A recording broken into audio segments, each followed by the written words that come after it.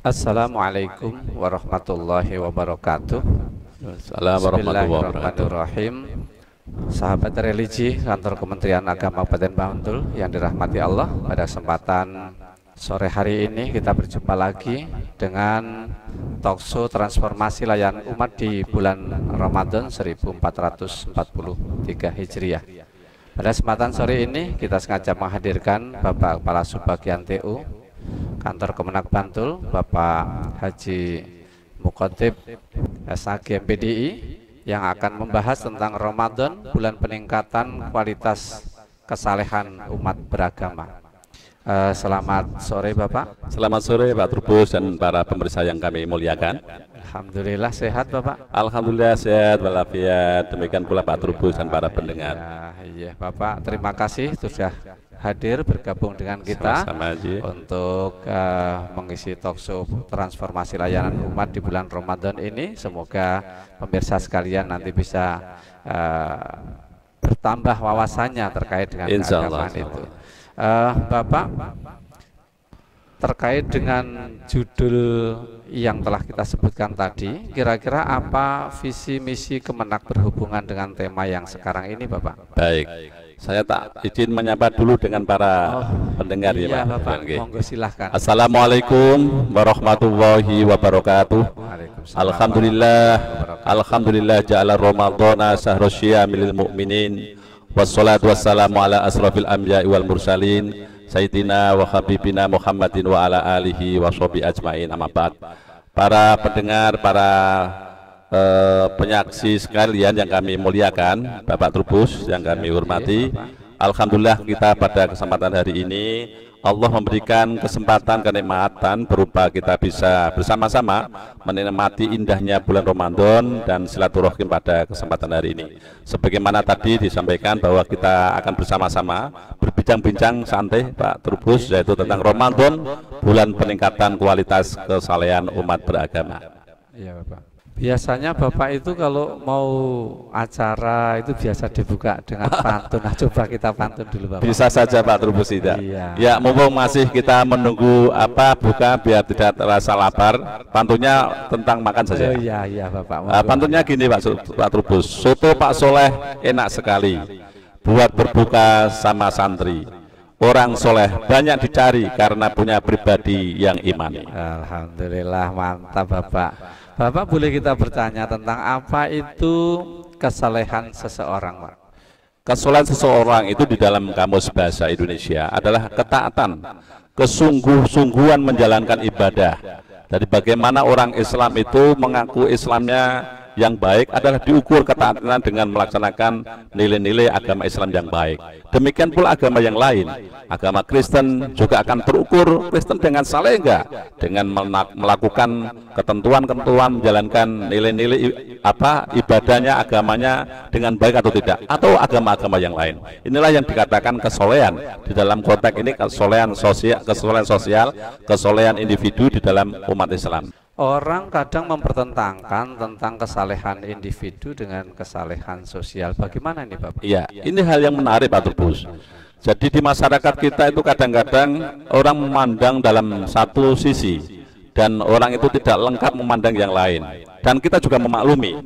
Contoh ketika ada orang melaksanakan ibadahnya bagus, mungkin sholatnya bagus, kemudian puasanya bagus, bahkan mereka pulang pergi haji berkali-kali, tapi dilihat di masyarakat mungkin dia tidak baik di dalam masyarakatnya. Ini ada gejala seperti itu. Lah lantas apa? Makanya sehingga ada orang membedakan apa sih sebenarnya orang ini yang terjadi. Agamanya bagus tetapi di masyarakat kurang bagus. Inilah yang kami kaji kita bersama-sama. Pentingnya kita memahami kesolehan sosial satu sisi dan kesolehan individu satu sisi.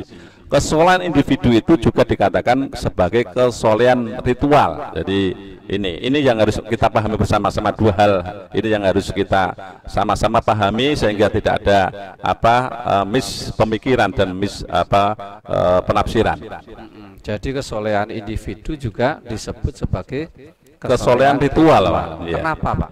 Ya, kesolehan individu itu disebut kesolehan ritual karena pada hakikatnya dia melaksanakan ibadah ini hanya ritualitas, kepada Allah Tuhan Yang Maha Esa. Contoh, sholat, dianya sholat, beribadahnya kepada Allah. Kemudian puasa, dia berpuasa hanya untuk mengabdikan diri, bukan hanya, artinya memang dia belum berefek yang lainnya, cuma ritual, kemudian terbiasa terus menerus seperti itu, bahkan bersedekah dan lain sebagainya. Dia hanya berhubungan secara vertikal, belum berefek kepada sosial atau kepada masyarakat. Ini yang harus kita paham bersama-sama. Kalau boleh kita lanjutkan, ini harus disandingkan dengan ibadah sosial. Lah, lantas pertanyaannya, ibadah sosial itu apa? Adalah ibadah yang memang sebagai implementasi, dia agamanya bagus, kemudian di dalam mewujudkan nilai-nilai di dalam sosial juga bagus. Contoh konkretnya gini Pak Trubus, dia ibadahnya, sholatnya bagus, tapi begitu keluar sholat, dia bermasyarakatnya bagus. Ini namanya perimbangan antara ibadah individu dan ibadah sosial. Ini yang harus kita perhatikan bersama-sama, sehingga kita Kementerian Agama harus hadir di situ. Bagaimana menanamkan dan meningkatkan kualitas kesolehan di situ. Jadi okelah, berapa persen masyarakat kita adalah masyarakat Islam, tapi bagaimana masyarakat Islam juga itu melaksanakan nilai-nilai ibadah sosialnya. Ini yang harus dikembangkan. Apalagi di saat-saat COVID seperti ini, banyak kebutuhan sosial masyarakat, ada harus bantuan COVID. Ini kan harus ada nilai-nilai sosial yang harus dikembangkan bersama-sama kita. Jadi bisa dikatakan sa'idun fid dunya wa sa'idun fil akhirah. Betul, ya. Jadi, baik secara dunia, baik juga secara akhirat, begitu ya. Bahkan di dalam konsep kita itu, kalau kita masuk agama jangan tanggung-tanggung. Udkhulu fisil mikafah.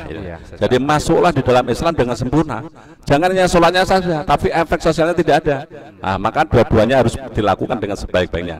Kesempurnaan berislam harus lengkap di sini.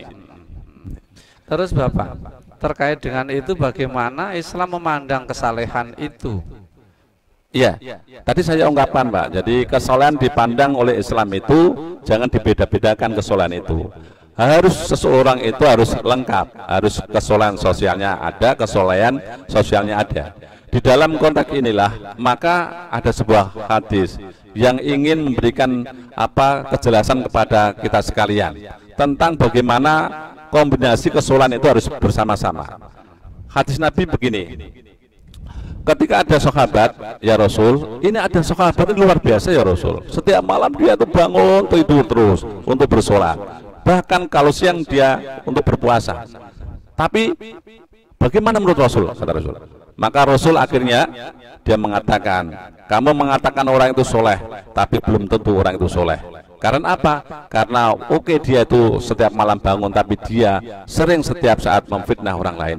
Huwa ahlun nar, bahkan dia adalah ahlu neraka. Naudzubillah min dzalik. Wah, menarik sekali ini Bapak, tapi maaf, ini ada satu yang mau lewat, untuk itu jangan kemana-mana, kita akan kembali setelah yang satu ini. Iya, baik.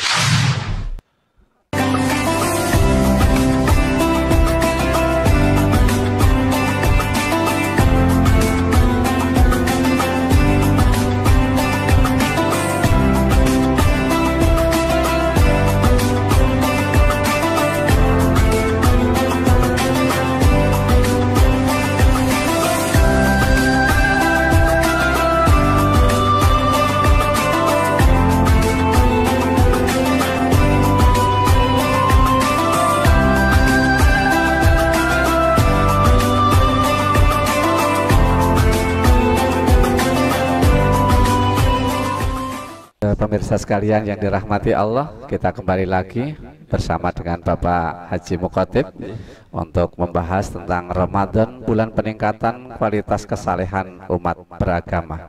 Bapak, boleh kita lanjutkan pertanyaan yang tadi? Bapak, bagaimana kriteria kesolehan seseorang itu bisa diukur? Dari mana itu kira-kira? Ya, baik.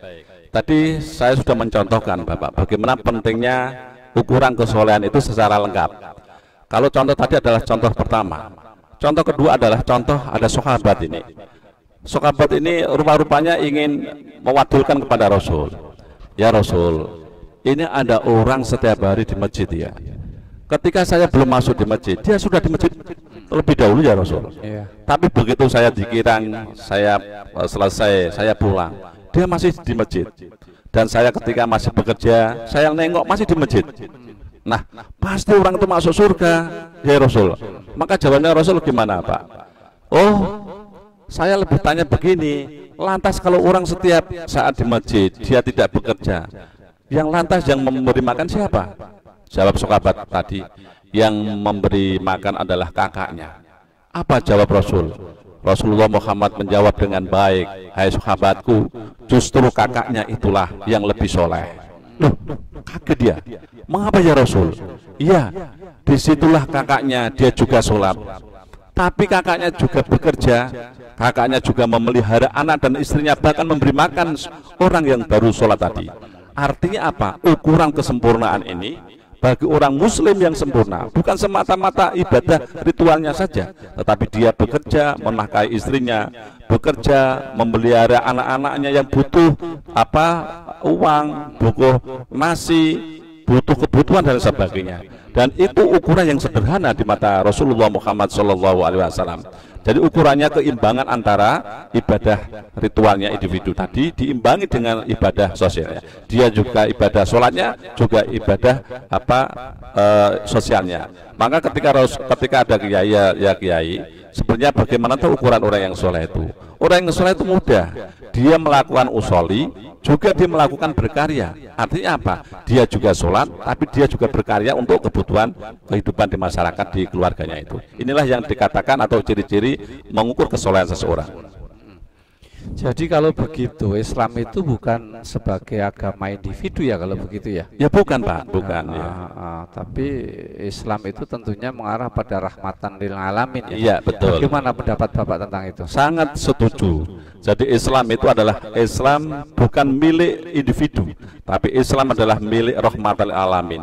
Rahmatan lil alamin kebahagiaan, kesejahteraan bukan untuk pribadinya, untuk keluarganya, untuk masyarakatnya, bahkan untuk seluruh alam semesta ini. Bukan hanya hubungan kepada Allah saja, bukan hanya hubungan kepada manusia saja, tapi hubungan kepada alam ciptaan Allah Subhanahu wa taala sebagai rangkaian yang menjadikan kesatuan dalam rangka untuk mengagungkan nama Allah Subhanahu wa taala.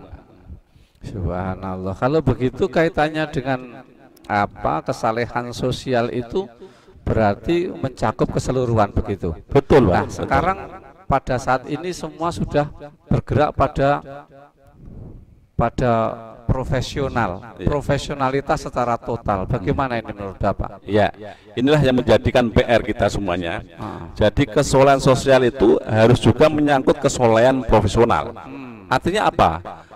Jangan dikira orang yang bekerja seperti Pak Trubus, seperti kepala madrasah atau guru-guru madrasah, kemudian KUA dengan profesional yang sungguh-sungguh, ini juga sebagai ukuran orang yang melakukan atau menyangkut kesolehan profesional. Mengapa? Agama memerintahkan orang bekerja dengan disiplin, Pak. Agama memerintahkan orang bekerja tidak boleh KKN. Yang ini yang harus kita kembangkan ketika kita BPPM ini Pak Trubus. Kemudian orang harus bekerja dengan sungguh-sungguh. Ini kan profesional. Jadi orang yang melakukan profesionalitas, kalau di dalam 5 nilai etika bekerja Kementerian Agama itu kan diantaranya profesional. Orang yang melakukan profesional itu juga sebagai orang yang melakukan kesolehan di dalam nilai-nilai keagamaan. Nah, kalau itu yang terjadi, alangkah indahnya masyarakat Indonesia ini. Kekokohan di dalam membangun Indonesia akan terjadi karena profesional sebagai pemimpin dengan baik, profesional sebagai guru dengan baik, profesional sebagai kawan dengan baik, profesional sebagai ini teman-teman tim kreatif dalam membangun BPPM dengan baik. Ini adalah nilai-nilai kesolehan yang memang harus kita galakkan bersama-sama di Indonesia ini. Jadi semua itu dilakukan sesuai dengan kemampuan masing-masing, betul secara profesional. Oke Bapak, ada yang mau lewat ini. Kita break sebentar, pemirsa sekalian, jangan kemana-mana, nanti kita akan kembali lagi.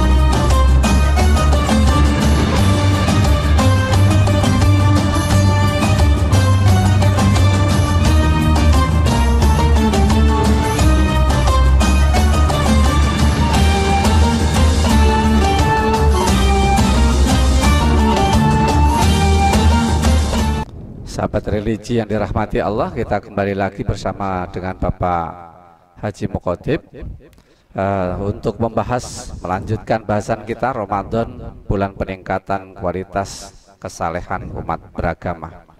Bapak menarik sekali ini, jadi tentang kesolehan, tadi sudah kesolehan individu, kesalehan secara sosial, lalu kesalehan secara profesional. Betul. Kalau begitu berarti kesalehan itu ternyata tidak terbatas pada hubungan dengan Allah saja, hablum minallah. Tidak hanya terbatas pada hablum minannas saja. Iya, betul. Tapi apakah kesalehan ini juga akan kita bahas juga tentang hubungan kita dengan alam, Bapak? Bagaimana kira-kira? Betul, Bapak. Banyak perintah Al-Quran, perintah agama kita, kesolehan itu juga diukur bagaimana kesadaran umat manusia ini tentang lingkungannya. Coba bayangkan, adanya banjir, adanya gempa, ini sebenarnya adalah mengukur sejauh mana orang itu peka, orang itu mampu memelihara lingkungannya atau tidak. Bahkan disinyalir di dalam Al-Quran, dhahara fasada fil barri wal bakhri bima hasada aidin nas. Jadi kerusakan bumi ini adalah sebabnya adalah tingkah laku manusia. Artinya berarti apa? Artinya diukur sejauh mana manusia itu menunjukkan kesolehannya terhadap alam ini, kebaikannya dengan alam ini, kecintaannya dengan alam ini. Inilah sebenarnya yang akan membuat alam ini baik. Sehingga jangan disalahkan ketika ada banjir, ketika ada tanah longsor dan sebagainya. Maka di dalam konteks inilah sebenarnya kita sebagai umat manusia yang baik, maka tunjukkan kesolehan kita, kecintaan kita terhadap alam. Bukan saja alam itu untuk digali diri kita, tapi ingat generasi-generasi kita yang akan datang masih butuh ketentraman, masih butuh alam yang stabil, masih butuh ekosistem yang sangat indah. Inilah yang harus kita ciptakan. Generasi-generasi tua-tua seperti kita ini harus berpikir untuk generasi yang akan datang. Jangan sampai alam dieksplorir, dikeruk semuanya, dikeruk batunya, dibuang kemana atau dijual kemana-mana, sehingga kerusakan ada di mana-mana. Inilah yang harus kita tunjukkan, bahwa Islam juga menyentuh nilai-nilai alam, menyentuh kecintaan alam. Jangan ditebangi pohon-pohon seenaknya sendiri, tapi bagaimana sebelum ditebang harus ditumbuhkan kembali, ditanamkan kembali, sehingga pergantian tumbuhan itu ada, ekosistem bisa indah, udara bisa sejuk. Inilah yang harus kita tanamkan bersama-sama dalam rangka membangun kesolehan kita terhadap alam lingkungan kita semuanya. Jadi ini yang dinamakan rahmatan lil alamin ya dalam Islam kita, ya. Betul, ya. Jadi ternyata tidak hanya sesama manusia, betul. Tidak hanya manusia dengan Tuhannya, tidak hanya manusia dengan lingkungannya, tapi menyeluruh, ya. Iya, betul. Ya. Oke, terus kaitannya dengan ibadah puasa kita. Ini apakah ini juga termasuk sesuatu yang bisa kita kaitkan antara kesolehan kita dengan ibadah puasa yang diperintahkan Allah untuk dilakukan oleh kita semua? Baik, saudaraku sekalian, para hadirin yang kami muliakan, sebenarnya semua ibadah termasuk puasa ini ada akhirnya untuk kebaikan, membentuk perilaku yang soleh. Semuanya ibadah. Coba kita lihat ketika kita sholat, Pak Trubus dan para hadirin, begitu kita takbir Allahu Akbar, hati kita, pikiran kita menuju kepada keagungan Allah Subhanahu wa Ta'ala. Tidak ada yang paling agung kecuali Allah, tidak ada yang disembah kecuali Allah. Ini dalam proses kita sholat. Begitu proses sholat berlaku dan selesai, apa yang terjadi? Kita akan menoleh ke kanan dengan uluk salam, Assalamualaikum warahmatullah, Assalamualaikum warahmatullah. Apa artinya? Keselamatan, semoga kerahmatan ada dalam diri makhluk-makhluk yang ada di sampingnya, baik manusia maupun semuanya. Artinya apa? Ibadah sholat sebagai ibadah mantu kepada Allah juga berefek bagaimana orang sholat itu nanti akan berperilaku yang baik, karena sifatnya yang baik itulah ada toleransi, menghormati dan sebagainya. Di dalam puasa, coba kita sedang puasa ini, Pak Trubus, umat Islam juga berpuasa. Ketika kita menahan lapar dan dahaga, begitu orang tidak bisa puasa, ada nilai-nilai yang dididik oleh Islam kita. Orang yang tidak mau berpuasa cobalah untuk mengganti dengan fidyah misalnya.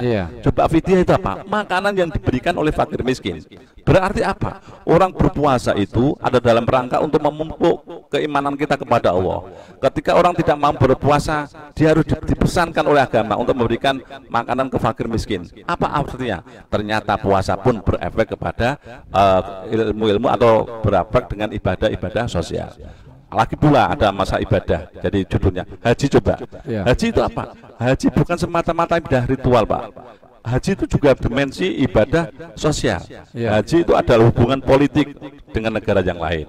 Ada hubungan ekonomi karena di sanalah letak ekonomi terbangun. Di sana orang di sana nyewa hotel, di sana nyewa tempat kendaraan dan lain sebagainya. Inilah termasuk apa yang dikatakan tadi, bahwa semua ibadah kita adalah sebenarnya ditunjukkan untuk membentuk perilaku ibadah sosial dan juga sebagai pengabdian kita kepada Allah Subhanahu wa taala. Inilah yang sebenarnya kita harus pahami bersama-sama, baik nilai sholat, nilai puasa, nilai haji harus berefek dan harus berimplementasi di dalam masyarakat kita, menjadi orang yang soleh di dalam ibadah, juga soleh di dalam kehidupan kita sehari-hari. Iya, terima kasih sekali. Bapak coba kita simpulkan, Bapak simpulkan dari apa yang menjadi pembahasan kita pada sore hari ini, sehingga masyarakat luas akan mudah untuk menangkap bagaimana itu Ramadan dalam bulan ini bisa meningkatkan kualitas kesalehan kita sebagai umat Islam. Baik, pemirsa yang kami muliakan, Ramadan bulan meningkatkan kualitas kesolehan umat beragama. Persis sebagaimana visi dan misi Kementerian Agama Republik Indonesia melaksanakan dan menciptakan, meningkatkan kualitas kesolehan kita.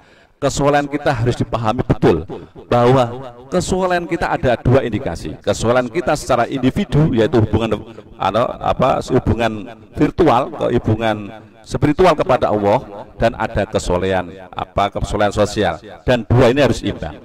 Kemudian yang kedua kalinya yang harus dipahami, bahwa kesolehan ini adalah banyak dimensi. Kesolehan kepada diri kita yang diwujudkan dalam hubungan kemanusiaan, diwujudkan dengan cinta kita kepada Allah, dan diwujudkan kepada sesama makhluk Allah Subhanahu wa taala yang disebut dengan hablu minal alam tadi. Di samping itu yang paling penting, mungkin ada lini-lini yang belum kita pernah mendengar, ada kesolehan yang ditarik dan menyangkut kesolehan profesional. Bagaimana seorang itu profesional yang bagus, kerjanya bagus, kemudian guru yang bagus, KUA yang bagus, semua elemen Kementerian Agama bekerja dengan profesional, maka itu juga sebagai orang yang melakukan kesolehan secara profesional. Kalau itu yang terjadi, insya Allah Kementerian Agama hadir di tengah-tengah masyarakat, mengajak untuk umat yang soleh, yang solehkah kalau perempuan, tentu akan menjadi negara kita baldatun thayyibatun wa rabbun ghafur, sebuah masyarakat negara yang penuh ampunan Allah dan sejahtera lahir dan batin akan terwujud insya Allah. Masih saya tutup dengan pantun. Oh iya, terima kasih Bapak. Ini kita sudah hampir di penghujung acara ini, tapi mohon untuk ditutup dengan pantun dulu Bapak. Pantunnya Ramadan ini Pak. Baik, Ramadan bulan suci diakhiri dengan Idul Fitri. Mari kita mensucikan diri, semoga hidup kita dirahmati. Amin ya rabbal alamin. Amin ya rabbal alamin. Wah, terima kasih sekali, luar biasa Bapak Haji Muqatil telah memberikan materi pada kita pada sore hari ini. Terima kasih pemirsa sekalian, dan marilah kajian ini kita tutup dengan berdoa, dengan membaca hamdalah alhamdulillahirabbil alamin, dan selamat berbuka puasa bagi sahabat religi sekalian dimanapun berada, dan semoga puasa kita mendapatkan ridho, mendapatkan pahala dari Allah Subhanahu wa taala. Dari saya Trubus Trimulyadi cukup, sampai berjumpa di lain kesempatan. Assalamualaikum warahmatullahi wabarakatuh. Waalaikumsalam warahmatullahi wabarakatuh.